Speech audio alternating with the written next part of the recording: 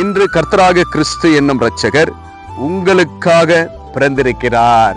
பிரியமான தேவச்சனமே, கிறிஸ்து இன்று நமக்காக பிறந்திருக்கிறார். இன்று நான் எப்படி, இந்த வார்த்தை எப்பயோ எழுதினது அல்லையா? கிறிஸ்துவ விசுவாசிக்கிற ஒவ்வொரு நிமிஷமும் அந்த நிமிஷத்துல கர்த்தர் உங்களோடு பிறந்திருக்கிறவராயிருக்கிறார். இந்த வார்த்தையை படிக்கும் பொழுது, விசுவாசிக்கும் பொழுது, உன் சூழ்நிலையில ஆண்டவரை நீ நினைக்கும் பொழுது ஆண்டவர் உங்களோடு பிறந்திருக்கிறவராயிருக்கிறார்.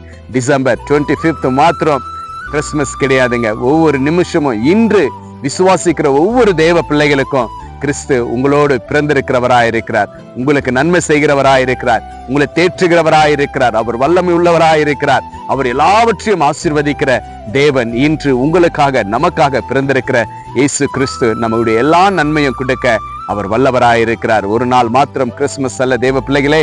ஒவ்வொரு நிமிஷமும் இயேசு கிறிஸ்து விசுவாசித்து ஜெபிக்கும் பொழுதெல்லாம் நம் கிறிஸ்துமஸ் ஆய் நம்ம ஆண்டவருடைய